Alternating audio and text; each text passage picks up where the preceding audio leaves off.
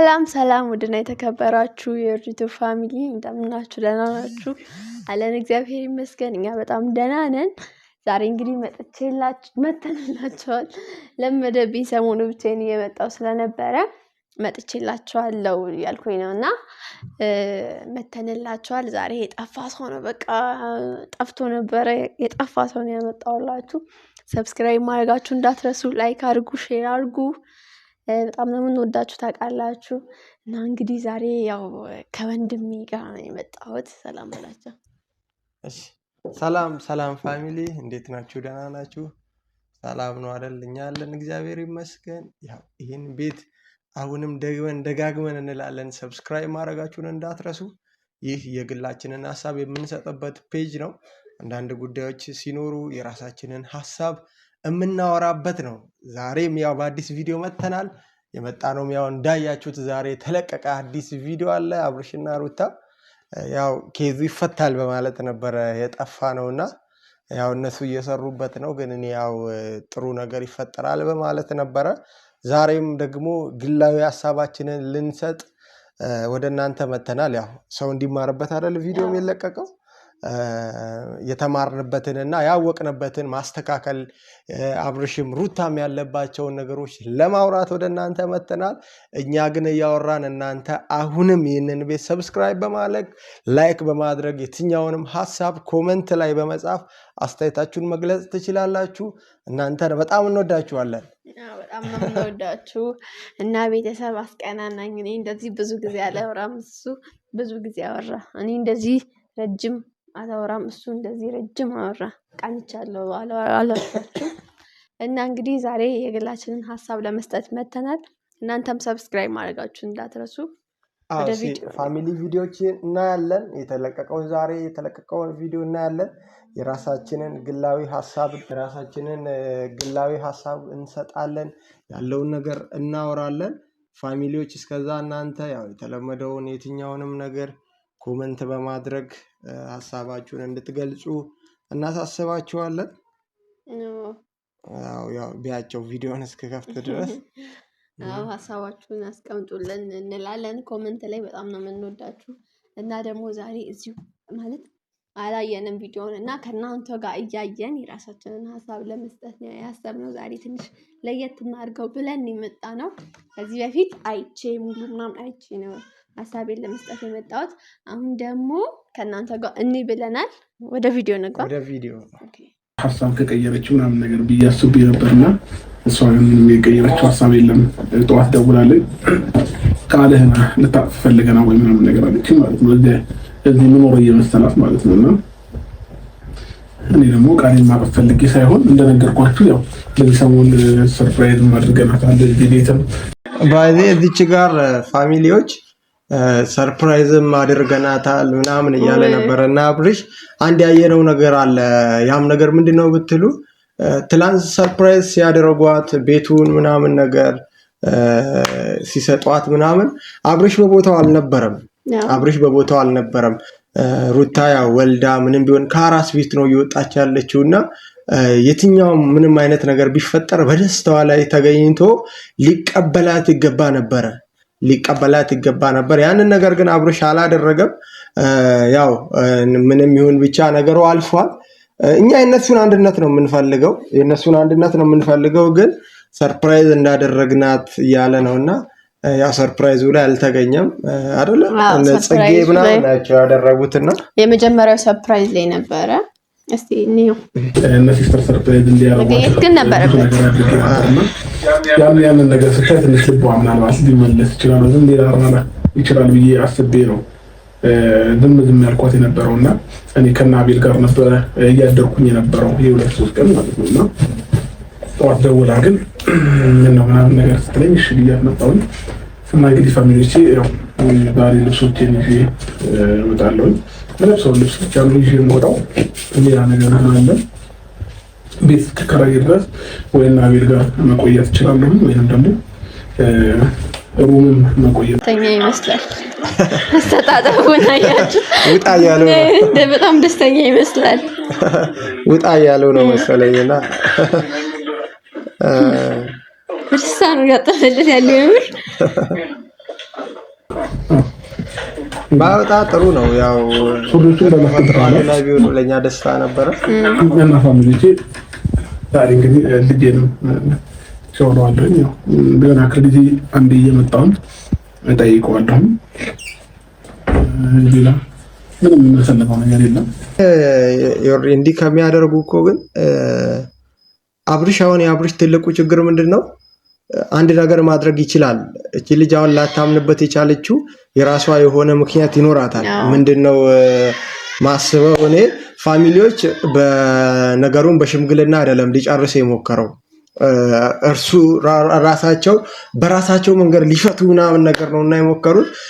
ያው አንዳንዴ ሩትም ያው ሰው ናትና ምናልባት እኮ ሩታ ድጋሚ ይጎዳኛል ብላ አስባ ሊሆን ይችላል። እንዴት አታስብም? አሁን ለምሳሌ እሱ እኮ እያደረገ ያለው ጎዳት፣ መጀመሪያ ይቅርታ ብላ አለፈችው ምናምን፣ በጣም ጥግ ድረስ ሄደው እንደገና ታረቁ ምናምን ደጋገመባት እና እንዴት አታስበውም? ባታስበው እኮ ይገርመናል። በጣም ነው የሚገርመው። እንዴ ማሰብም ሁላ አለባት። ሲጀመር ድጋሚ እንዴት አይጎዳኝም ማለት ያን ነገር እርግጠኛ የምትሆንበት ነገር ያስፈልጋታል። በቃ እንደም ድጋሚ የምር አብርሽ ተመልሶ ከሆነ እንደተመለሰ የምታምንበት እርግጠኛ የሚያረጋት ነገር ትፈልጋለች።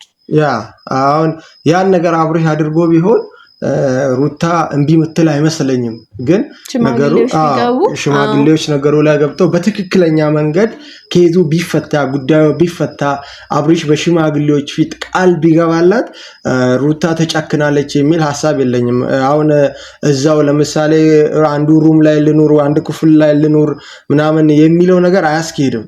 ለምን ብትሉ አንድ ላይ የኖሩ ለምሳሌ እንደለመደው እንደመጀመሪያው ሌላ ሰዎችን ይዞ ቢመጣባትስ እሷን ለማናደር ለማባሳጨት ሙከራ ቢያደርግስ አይታወቅም። አይታችኋል። አሁን አብርሽ ማድረግ ያለበት ቀጥታ ነገሩን በሽማግሌዎች ለመፍታት ነው መሞከር ያለበት። ፋሚሊዎች ያው እንደምትተባበሩን በደንብ ተስፋ አደርጋለሁ። አዎ እና እንደዛ ነው። ቤተሰብ ሽማግሌ ምናምን ቢሆን ለሷም በቃ ትንሽ እንኳን ትልቅ ሰው ሲሆን ጥሩ ነገር አለው ብዬ ነው ማስበውና እርግጥም ያረጋታል፣ እርግጥ እንድትልም ያረጋታል ብዬ ነው ማስበው። አብርሽ ያው በሽማግሌዎች ነገሩን ለመፍታት ብትሞክር አሪፍ ነው። እሱ እንዳለው ደግሞ አሁን አንድ ቤት ውስጥ እየኖራችሁ አንደኛ መዘጋጋት የሚባል ነገር አለ። ባትዘጋጉ እንኳን ኖርማል ብትሆኑ እንኳን አብርሽ ችግሩን እንትን ሳይ ማለት ችግሩን ሳይፈታ ድንገት አሁን እሷ እየኖሩ እሱም እሷም እየኖሩ ሄርሜላን ይዟት ቢመጣ ለሩታ ያለው ስሜት በጣም ከባድ ነው። አሁን ሲጀመር አቤል ራሱ እዚህ መገኘት አለበት ብዬ አላስብም። ምክንያቱም ሩታ ከማትፈልጋቸው ለህይወቴ ጠላቴ ማለት በቃ በአብርሽና በሩታ ጥል ዋነኛ ማለት በቃ በጥላቻው ውስጥ እንኳን ሄርሜላን አቤልን ምናምን በቃ አትፈልጋቸውም።